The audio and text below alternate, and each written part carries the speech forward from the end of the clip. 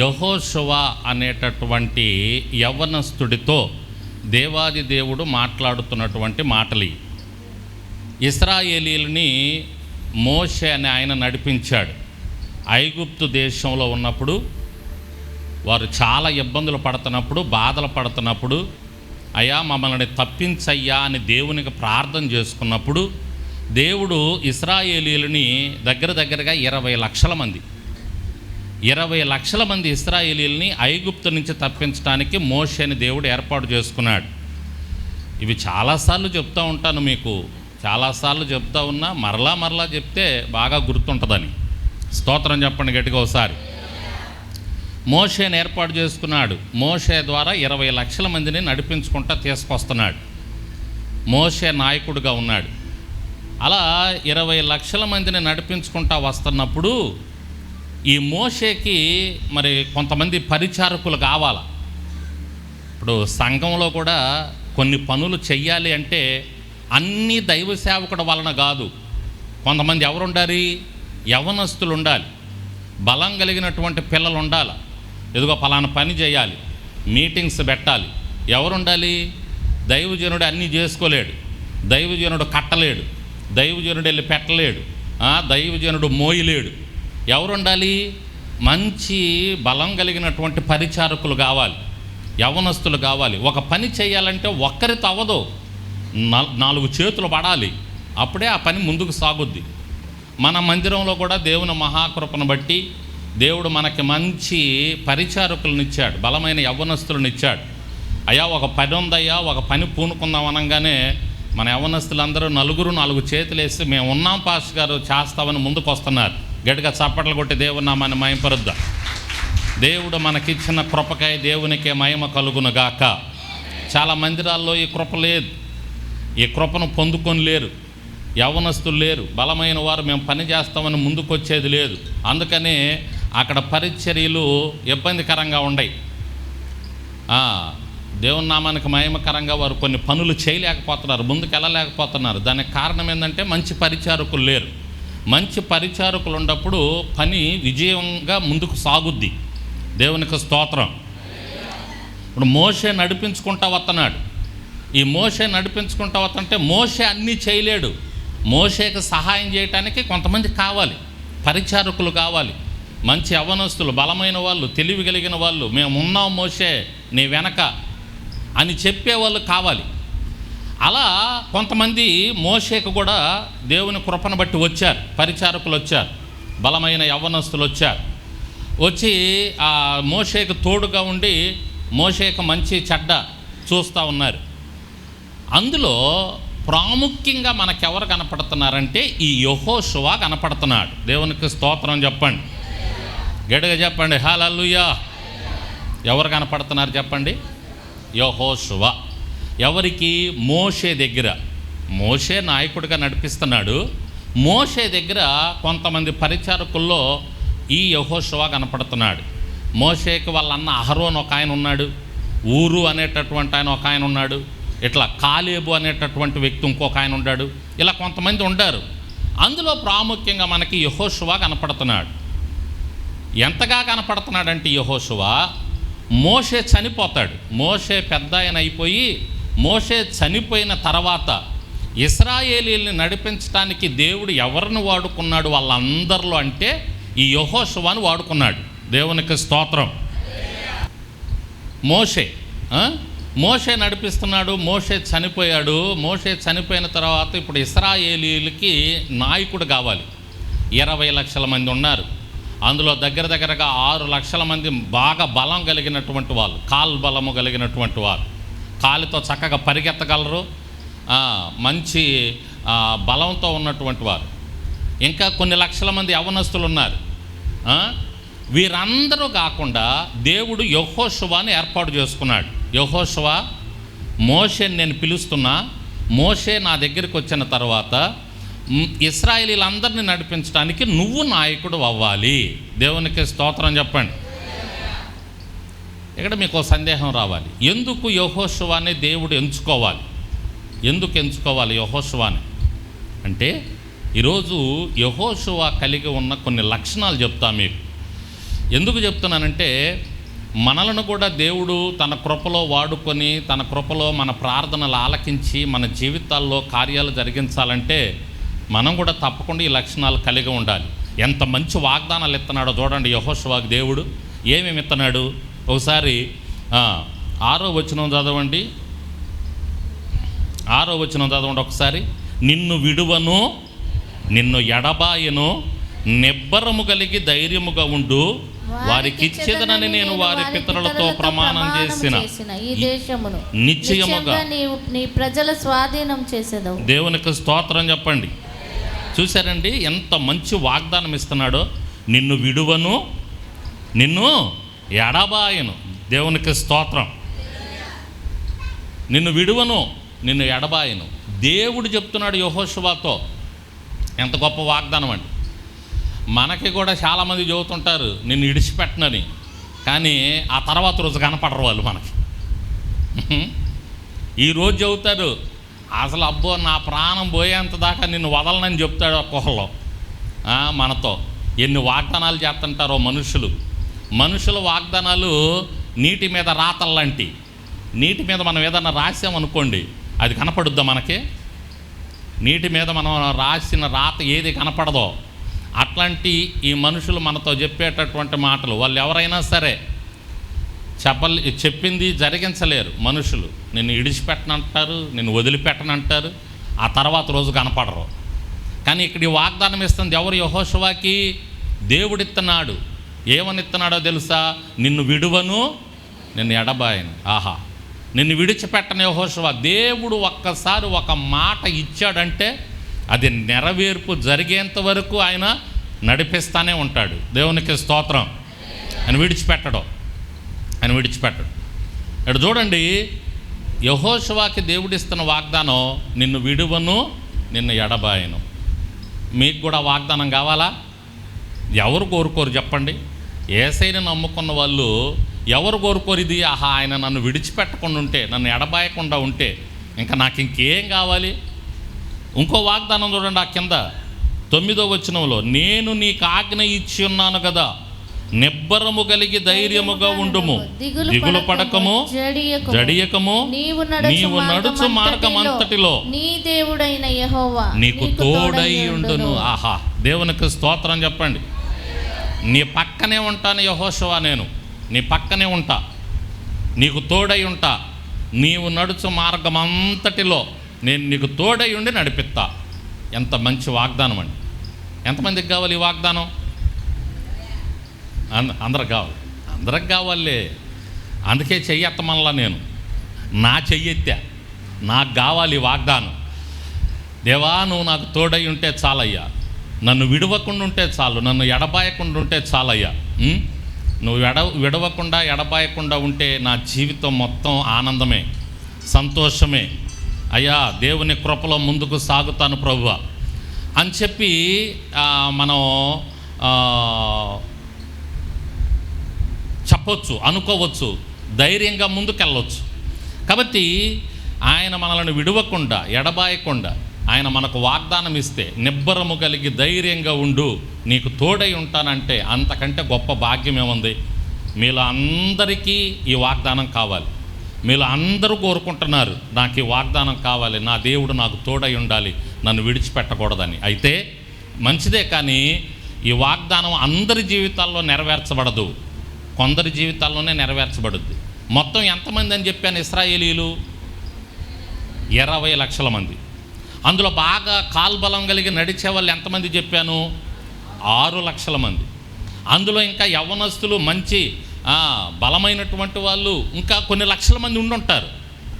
కానీ అంతమందిలో ఒక్క యెహోషువకే ఈ వాగ్దానం దేవుడిచ్చాడు. దేవునికి స్తోత్రం. అంటే యెహోషువలో దేవుడు ఏదో చూశాడు. యెహోషువ ఆయనకిష్టుడుగా, ఆయనకిష్టమైన లక్షణాలు కలిగి ముందుకెళ్తున్నాడు. అది చూశాడు దేవుడు. అందుకనే యెహోషువని పట్టుకున్నాడు. ఇంకా చాలామంది యవ్వనస్తులు ఉన్నారు కానీ వాళ్ళని పట్టుకోలే. ఈ యెహోషువని పట్టుకున్నాడు.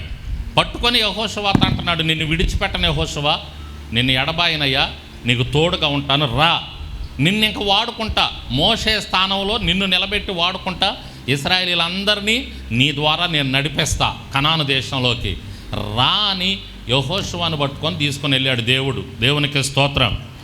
ఏంటి కారణం? ఎందుకు ఆయన్ని మాత్రమే పట్టుకున్నాడు దేవుడు అంటే, మనం బైబిల్లో ధ్యానం చేస్తూ ఉంటే నిర్గమాకాండం, సంఖ్యాకాండం, యెహోషువ, ఈ గ్రంథాలు మనం చూస్తున్నప్పుడు, చదువుతున్నప్పుడు యెహోషువ గురించి కొన్ని విషయాలు మనకి బయటపడతాయండి. మనం చూస్తాం, అవి మనం అర్థం చేసుకొని మనం ధ్యానం చేస్తే, ఆహా ఇందుక దేవుడు యెహోషువని పట్టుకుంది, 20 లక్షల మందిలో యెహోషువని ఇష్టపడింది ఇందుక, యెహోషువ అంటే దేవునికి ఎంత ఇష్టమా, దీని గురించా అని మనకు అర్థమైంది. సరే, ఇప్పుడు మీరు ఇళ్ళకెళ్ళి ధ్యానం చేయలేరు, కానీ ఒకవేళ ధ్యానం చేసినా అన్నీ మీకు అర్థం కాదు. కానీ పరిశుద్ధాత్మ ప్రేరేపణలో నేను కొన్ని ధ్యానం చేసి కొన్ని తీసుకొని మీ ముందుకు వచ్చాను. త్వరగా చెప్తాను, ఒక 4-5 జాగ్రత్తగా వినండి, మీ హృదయంలో పెట్టుకోండి. చూడండి, మొట్టమొదట ఒకటి చూద్దాం. యెహోషువ గ్రంథం 24వ అధ్యాయం 15వ వచనం. యెహోషువ గ్రంథం 24వ అధ్యాయం 15వ వచనం. సేవించుట మీ దృష్టికి కీడని తోచిన ఎడల మీరు ఎవరిని సేవించెదరో నది అద్దరిని మీ పితరులు సేవించిన దేవతలను సేవించెదరో అమోరీయుల దేశమున మీరు నివసించుచున్నారే వారి దేవతలను సేవించెదరో నేడు మీరు కోరుకొనుడి. మీరెవరిని సేవింప కోరుకొనినను నేనును నా ఇంటి వారును యెహోవానే సేవించెదము అనెను. దేవునికి స్తోత్రం. 2 చేతులు ఎత్తి చెప్పండి ఒకసారి. అందరు ఇక్కడ ఉన్నారుగా, రైట్. ఈ సందర్భం గతంలో మీకు ఒకసారి చెప్పినట్టున్నా, అయినా కూడా మరలా ఎందుకు చెప్తున్నానంటే ఎంత ప్రాముఖ్యమో ఒకసారి ఆలోచన చేయండి. ఎన్నిసార్లు చెప్పుకున్నా కూడా తనివి తీరదు. బైబిల్లో కొన్ని సందర్భాలు, కొంతమంది చెప్పిన మాటలు మనం ఎన్నిసార్లు చెప్పుకున్నా మరలా మనకి వినాలనిపిస్తుంది. ఆ మాటలు మన హృదయంలో పెట్టుకుని ఆ మాటల ప్రకారం జీవిస్తే ఎంత బాగుంటుందో అనిపిస్తుంది. దేవునికి స్తోత్రం. అట్లాంటి వాటిల్లో ఇక్కడ ఈ మాట కూడా యెహోషువ మనసు ఏంటో కనపడుతుంది. ఇక్కడ యెహోషువ కలిగి ఉన్నటువంటి ప్రాముఖ్యమైన లక్షణం కనపడుతుంది. అదేందో తెలుసా? ఇశ్రాయేలీయులతో అంటున్నాడు, యెహోవాని సేవించటం ఒకవేళ మీ దృష్టికి కీడని అనిపిస్తే మీరు ఎవరిని సేవిస్తారో సేవించుకోండి, ఇంతవరకు మిమ్మల్ని నడిపించుకుంటా వచ్చా. చివరిలో చెప్తున్న మాట ఇది. యెహోషువ జీవితకాలంలో చివరిలో చెప్తున్న మాట. ఎవరిని జీవిస్తారో జీవించుకోండి, అయితే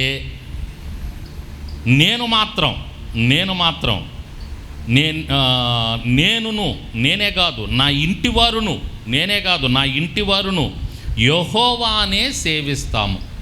యెహోవాకే ఆరాధన చేస్తాం, యెహోవానే నమ్ముకుంటాం, యెహోవానే పూజిస్తాం. ఏరే వారిని కానీ వాళ్ళు ఏం చేస్తున్నారంటే అమోరీయుల దేశంలో ఉన్నటువంటి దేవతలను సేవించారు. మీరు అలా ఒకప్పుడు చేశారు కాబట్టి నేను మాత్రం అలా చేయను, నేను మాత్రం యెహోవానే సేవిస్తాను. ఒక గట్టి తీర్మానం యెహోషువ చేసుకున్నాడు తన జీవితంలో. దేవునికి స్తోత్రం. అడిగి చెప్పండి హల్లెలూయా. అది దేవునికి బాగా నచ్చింది. ఆ మనస్సు దేవునికి బాగా నచ్చింది. అంటే యెహోషువ యొక్క మనసు ఎట్లాంటిదంటే ఏ గాలికి ఆ చాప ఎత్తడం ఏమంటారు, అదేనా సామెత, అదేనా? అటువంటి మనస్సు కాదు యెహోషువది. ఒక్క మాట మీద ఉంటాడు, నేను యెహోవాని నమ్ముకున్నా, చావైనా బ్రతుకైనా ఇక ఆయన్నే పట్టుకుంటా, ఆయనే నాకు దేవుడు, ఆయనకే ఆరాధన చేస్తా, ఆయనకే పూజ చేస్తా. అంతే తప్పితే ఏదో కష్టం వచ్చిందని ఇంకొక అడుగేయటమో, ఏదో ఇబ్బంది వచ్చిందని ఇంకొకటి చూడటమో, దేవునికి వ్యతిరేకమైనవి చేయటమో చెయ్యను. నా జీవిత కాలం మొత్తం నేను ఎవరిని నమ్ముకుంటాను? యెహోవానే నమ్ముకుంటాను. చివరి వచనం చదవండి ఒకసారి. 31 వచనం చదవండి ఒక్కసారి. 31 వచనం చదవండి. యెహోషువ దినములన్నిటిను యెహోషువ తరువాత ఇంకా బ్రతికి యెహోవా ఇశ్రాయేలీల కొరకు చేసిన క్రియలన్నిటిని ఎరిగిన పెద్దల దినములన్నిటను ఇశ్రాయేలీయులు యెహోవాను సేవించుచు వచ్చిరి. దేవునికి స్తోత్రం చెప్పండి గట్టిగా. యెహోషువ బ్రతికిన దినములన్నీ దేవుణ్ణే సేవించాడంట. ఆయనే కాదు, ఆయన కుటుంబము సేవించుకుంటూ వచ్చింది, ఆయనతో పాటు ఇశ్రాయేలీలు కూడా సేవించుకుంటూ వచ్చారు. ఆ తర్వాత మళ్ళీ దారి తప్పిపోయారులేండి ఆయన చచ్చిపోయిన తర్వాత.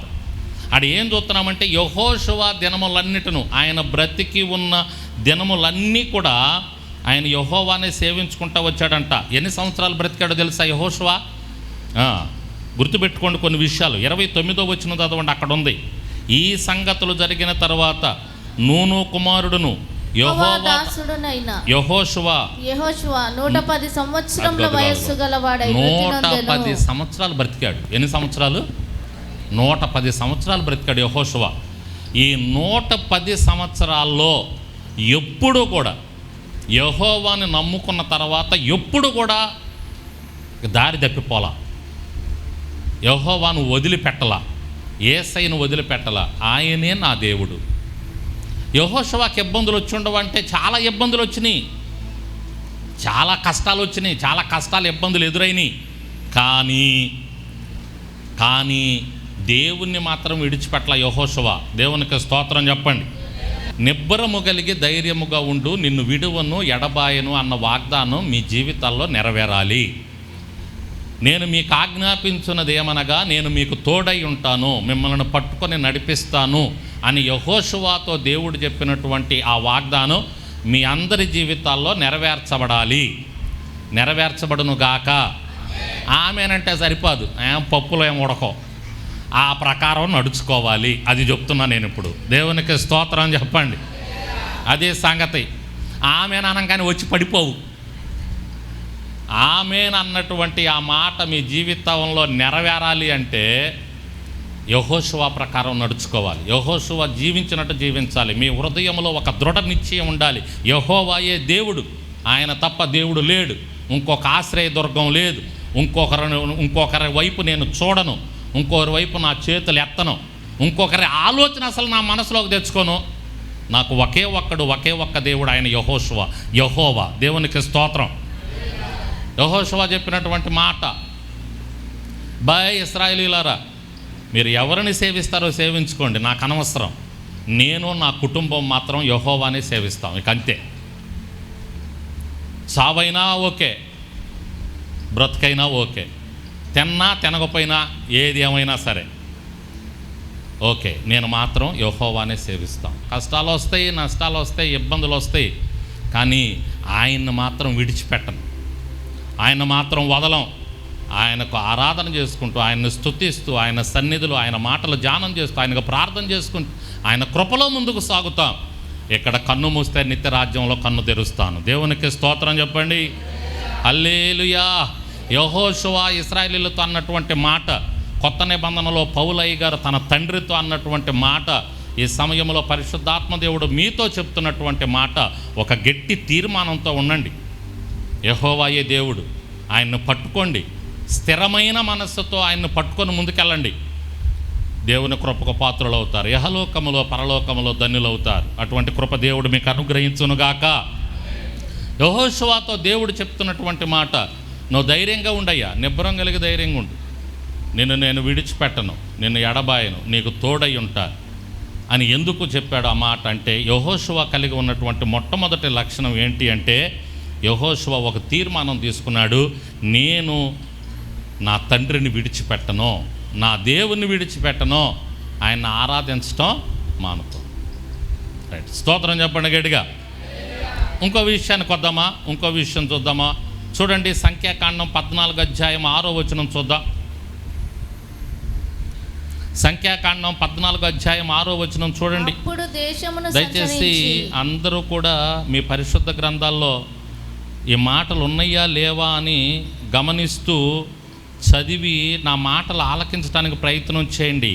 అప్పుడు దేశమును సంచరించి చూసిన వారిలో నుండిన నూను కుమారుడగు యెహోషువయు కుమారుడగు కాలేబును బట్టలు చింపుకొని ఇశ్రాయేలీల సర్వ సమాజముతో మేము సంచరించి చూచిన దేశము మిక్కిలి మంచి దేశము, యెహోవా మన యందు ఆనందించిన ఎడల ఆ దేశములో మనలను చేర్చి. చాలు చాలు, స్తోత్రం చెప్పండి ఒకసారి గట్టిగా. ఈ సందర్భాన్ని కూడా చెప్తాను, ఒక్కసారి జాగ్రత్తగా వినండి. మోషే గారు మీకు చెప్పేది ఏంది అంటే, దేవుడు మనకు తోడై ఉంటాడు, మనం విజయ పదంలో ముందుకు వెళ్తాము, కాబట్టి వీళ్ళ మాటలు నమ్మొద్దు, ధైర్యంగా ముందుకు బా అని చెప్పేసి ధైర్యంతో కూడినటువంటి మాటలు చెప్పారండి. దేవునికి స్తోత్రం చెప్పండి. అందరూ భయపడ్డారు, వాళ్ళందరూ భయపడ్డారు, అందరూ వెనక్కి తగ్గారు, అందరూ వెనక్కి తిరిగి వెళ్ళిపోదాం అనుకున్నారు. కానీ యెహోషువ మాత్రం నిలబడ్డాడు. వద్దు, మనం భయపడాల్సిన అవసరంలా, ధైర్యంగా ముందుకు వెళ్దాం. ఈ లక్షణం యెహోషువ కలిగి ఉన్నాడు. యేసయ్యను నమ్ముకున్నటువంటి వారంగా మనం కూడా ఈ లక్షణం కలిగి ఉండాలి. భయపడే తత్వం మనలో ఉండకూడదు, ధైర్యంగా ముందుకు సాగాలి. వచ్చిన ఇబ్బందులను బట్టి, కష్టాలను బట్టి భయపడక ధైర్యంగా మనం ముందుకు వెళ్ళినప్పుడు మనం తప్పకుండా విజయాన్ని చూస్తాం. దేవునికి స్తోత్రం చెప్పండి. తప్పకుండా విజయాన్ని చూస్తాం. ధైర్యంగా ముందుకెళ్ళే వాళ్ళంటే దేవునికి ఇష్టం, భయపడే వాళ్ళంటే దేవునికి కష్టం. ధైర్యంగా ముందుకెళ్ళే వాళ్ళంటే ధైర్యంతో మరి అంటే ధైర్యం ఎవరికి ఉంటుందంటే విశ్వాసం ఉన్న వాళ్ళకి ఉంటుంది, విశ్వాసం లేని వాళ్ళకి ధైర్యం ఉండదు. విశ్వాసం ఉన్న వాళ్ళకి ఏముంటుంది? ధైర్యం ఉంటుంది. ఎందుకంటే ఆయన నాకు తోడుగా ఉన్నాడు, ఆయన నా పక్కన ఉన్నాడు, యుద్ధం చేసేది ఆయన, కొట్టేది ఆయన, గెలిపించేది ఆయన, మనం కాదు కదా. కాబట్టి మనం భయపడాల్సిన అవసరం లేదు అని ముందుకు సాగారండి. దేవునికి స్తోత్రం చెప్పండి. హల్లెలూయా. కాబట్టి యెహోషువ దగ్గర మనం చూస్తున్న రెండవ ప్రాముఖ్యమైనటువంటి లక్షణం ఏంటి అంటే ఆయన ధైర్యం, ఆయన విశ్వాసం. నా దేవుడు నా జీవితంలో విజయం ఇస్తాడు, విజయాన్ని కలిగిస్తాడు అనేటటువంటి విశ్వాసం దేవునికి నచ్చింది, దేవునికి అది ఇష్టమైంది. అందుకని యెహోషువని వాడుకున్నాడు. మోషే తర్వాత యెహోషువని నిలబెట్టుకున్నాడు. నువ్వు నిబ్బరం కలిగి ముందుకెళ్ళు నాయనా, ధైర్యంగా ఉండయ్యా, నీకు నేను తోడై ఉంటానని వాగ్దానం ఇచ్చాడు. దేవునికి స్తోత్రం చెప్పండి. ఆ వాగ్దానం మన జీవితాల్లో నెరవేర్చబడాలంటే మనం ధైర్యంగా ముందుకెళ్ళాలి. ఇందాకేం చెప్తున్నాను నేను? యెహోషువ తీసుకున్న గట్టి తీర్మానం, మీరు ఎవరిని సేవిస్తారో సేవించండి, నేను నా కుటుంబం మాత్రం యెహోవానే సేవిస్తాం. రెండోది ఆయన తీసుకున్నటువంటి తీర్మానం ఆయన తీసుకున్నటువంటి గట్టి తీర్మానం అదేంటి అంటే, ఆయన కలిగి ఉన్నటువంటి లక్షణం అదేంటి అంటే దేవుని యందు విశ్వాసం. ధైర్యంగా ముందుకు వెళ్ళాడు, ధైర్యంగా ఉన్నాడు. అల్ప విశ్వాసం తెచ్చుకోవాలా, దేవుడు నడిపిస్తాడు. అవతల చూస్తే అక్కడ ఉన్నది చాలా పెద్ద సమస్య, చాలా పెద్ద కష్టం. అది ఆ కష్టాన్ని ఛేదించడం అనేది చాలా కష్టంతో కూడుకున్న పని. వాళ్ళేమో ఎత్తర్లుగా ఉన్నారు, బలంగా ఉంటారు. మనకొచ్చే కష్టాలు కూడా మనకొచ్చే ఇబ్బందులు కూడా కొన్ని ఎలా ఉంటాయి అంటే మనం వాటిని జయించలేమన్నట్టుగా ఉంటాయి, మనం వాటిని సాధించలేమన్నట్టుగా ఉంటాయి. అవి మన వల్ల కాదు, ఇక చేతిలో నుంచి జారిపోయినట్టు వదిలేసినట్టే ఉంటాయి కొన్ని పరిస్థితులు మన జీవితాల్లో. అయినా కూడా ప్రతి పరిస్థితుల్లో మనం విశ్వాసంతో ముందుకు వెళ్ళినప్పుడు తప్పకుండా విజయాన్ని పొందుకుంటాం. అది ఇక్కడ యెహోషువ జీవితంలో నుంచి మనం నేర్చుకుంటున్నాం. ఆ తర్వాత మనం చూస్తాం, వాళ్ళు వీళ్ళని నలిపేసినట్టు నలిపేయటం కాదు, వీళ్ళే వాళ్ళని నలిపేశారు. దేవునికి స్తోత్రం. గడికి చెప్పండి హల్లెలూయా. ఆ వాగ్దాన దేశాన్ని మొత్తాన్ని స్వతంత్రించుకున్నారు. వాళ్ళందరినీ తరిమి కొట్టారు. సంగమా, మీ అందరూ విజయ పదంలో ముందుకు సాగాలంటే విశ్వాసాన్ని వదిలిపెట్టుకోవద్దు. ఒక గట్టి తీర్మానం తీసుకోండి. చావైనా బ్రతుకైనా ఆయన కోసం నిలబడతాం.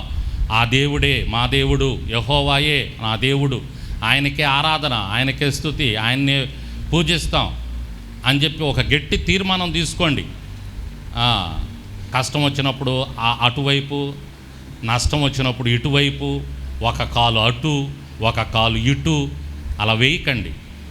యేసయ్య మార్గంలో నడవండి, తప్పకుండా తొదకు విజయం మనం చూస్తాం. దేవునికి స్తోత్రం చెప్పండి. హల్లెలూయా. యెహోషువ కలిగి ఉన్నటువంటి లక్షణం విశ్వాసం ధైర్యంగా చెప్పాడు.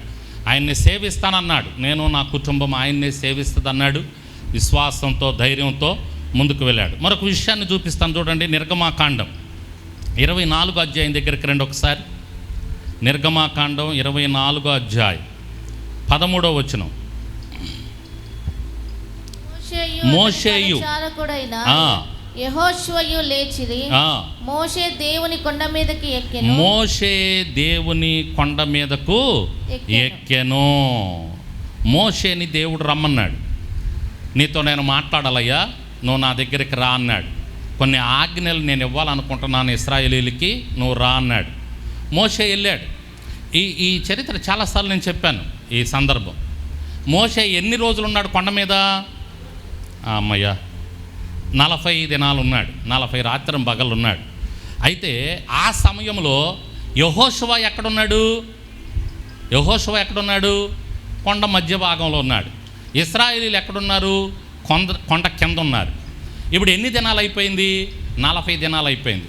40 దినాలు అయిపోయిన తర్వాత ఇశ్రాయేలీలు అందరూ కూడా ఏమో కనపడట్లేదు, మోషే మమ్మల్ని నడిపించే నాయకుడు మా మధ్యలో లేడు, ఇదిగో వస్తానని వెళ్ళాడు, 1 కాదు 2 కాదు 3 కాదు దినాలు అయిపోతుంది, రావట్లేదు అని చెప్పి ఈ ఇశ్రాయేలీలు అందరూ ఏం చేశారంటే, మోషే అన్నన్నాడు అహరోన్ని తీసుకొని అహరోనుతో మాట్లాడి ఒక దూడను చేసుకొని ఒక దూడకు ఆరాధన చేస్తున్నారండి. యెహోషువ ఏం చెప్పాడు? నేను నా ఇంటి వారము యెహోవానే సేవిస్తాను. ఎందుకు ఆ మాట గట్టిగా చెప్పాడంటే, ఇశ్రాయేలీల మనసు ఎట్లాంటిదంటే క్షణంలోనే మారిపోద్ది, అంతట్లోనే మర్చిపోతారు. దేవుని అంతట్లోనే ఆయన చేసిన కార్యాలు అంతట్లోనే మర్చిపోతారు. అటువంటి మనస్సు ఇశ్రాయేలీలది. అందుకే యెహోషువ అంత గట్టిగా చెప్పాడు. దేవునికి స్తోత్రం చెప్పండి. మీలో కూడా అటువంటి మనసు ఎవరికన్నా ఉందేమో. పరిశుద్ధాత్మ దేవుడు గట్టిగా చెప్తున్నాడు. కష్టం వచ్చినప్పుడు, నష్టం వచ్చినప్పుడు, ఇబ్బందులు వచ్చినప్పుడు దేవునికి వ్యతిరేకంగా వేరే దారులు ఎత్తుక్కోబాకండి. మనకున్నది ఒకే ఒక్క దారి, యేసయ్య దారి. దేవునికి స్తోత్రం.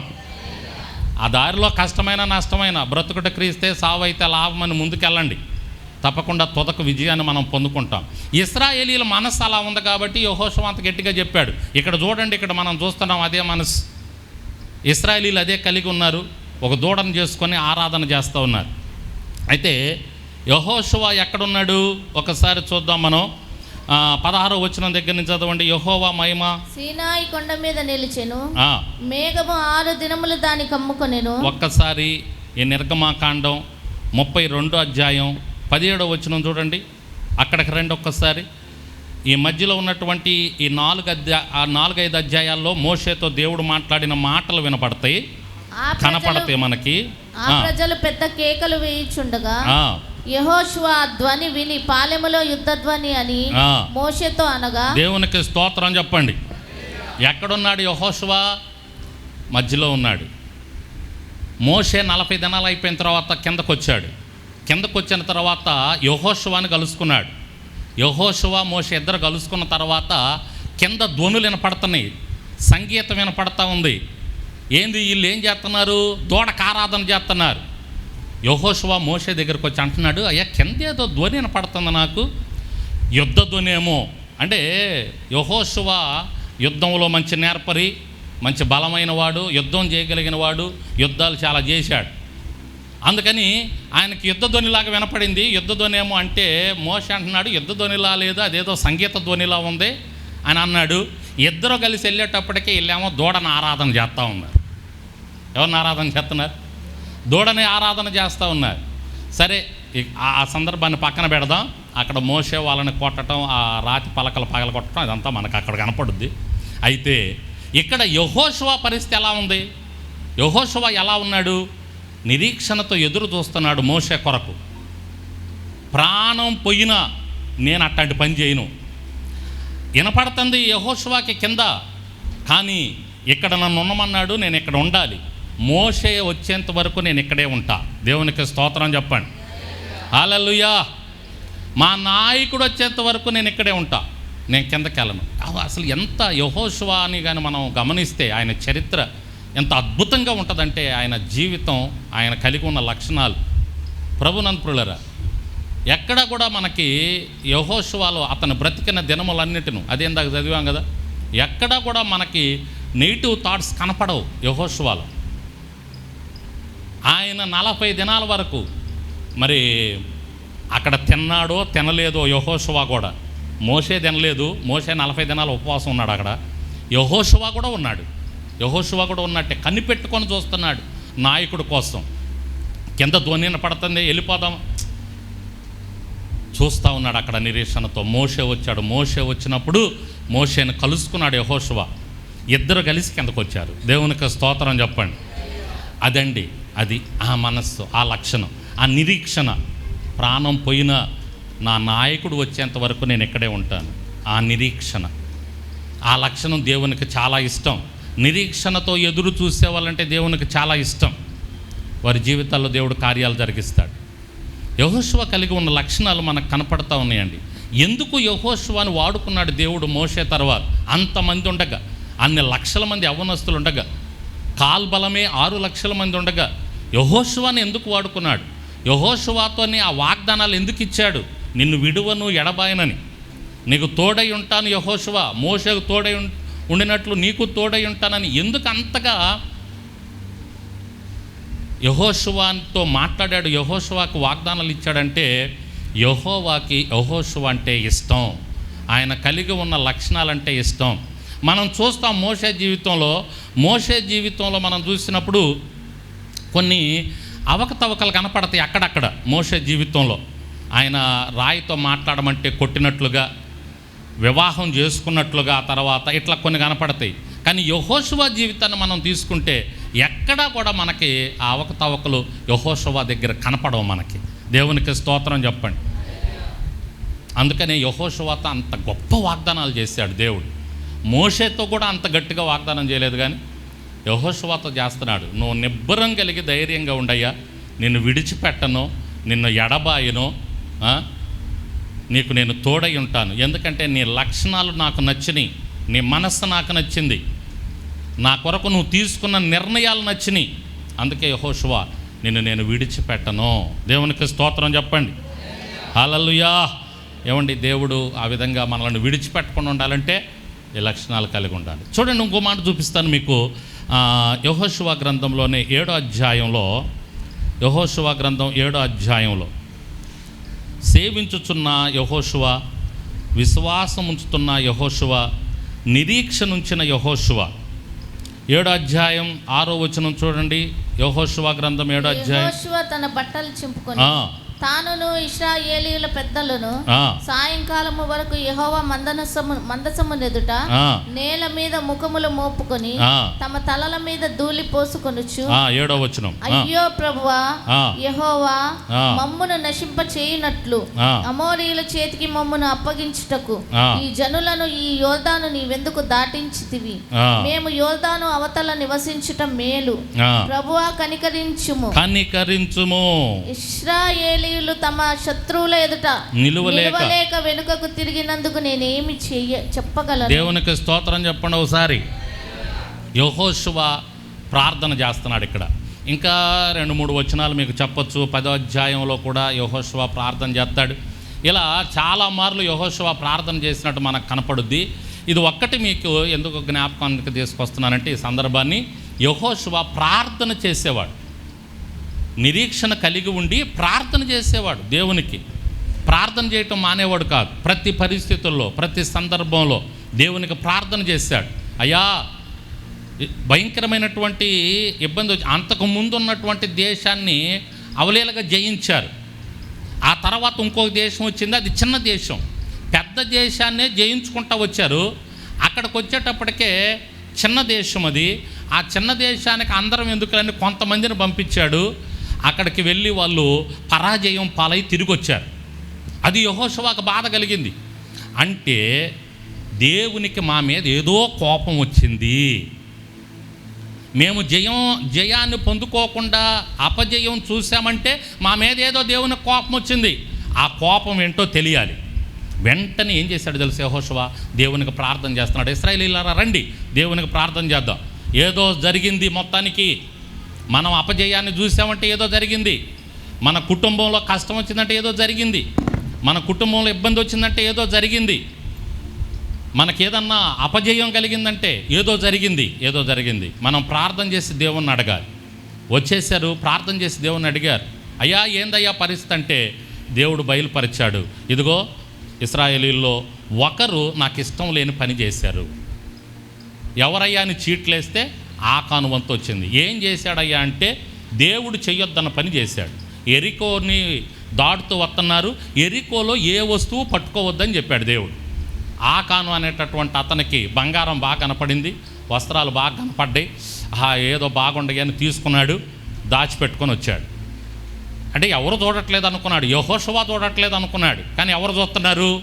దేవుడు చూస్తున్నాడు. అపజయం వచ్చింది. ప్రభునందు ప్రియులారా, అపజయం రాగానే యెహోషువ చేసిన పని ఏంటి అంటే దేవునికి ప్రార్థన చేశాడు. దేవునికి స్తోత్రం చెప్పండి. ఎస్, మన జీవితాల్లో కూడా మనకేదైనా కష్టం నష్టం వచ్చినప్పుడు దేవుణ్ణి అడగాలి. ఎందుకు వచ్చింది ప్రభువా? నేనేం చెప్పాలి? నేనేం చెయ్యాలి? ఎందుకు మా జీవితంలోనికి అపజయం వచ్చింది? అపజయం వచ్చిందంటే ఏదో కారణం ఉంది. మా మీద నీకు కోపం వచ్చింది. మాకు కష్టం వచ్చిందంటే ఏదో కారణం ఉంది. మా మీద నీకేదో కోపం వచ్చింది. ఏం కోపం అయ్యా? దయచేసి తెలియజేయి ప్రభు. మేము నరమాత్రులు, మా వల్ల కాదు, మేము తెలుసుకోలేం.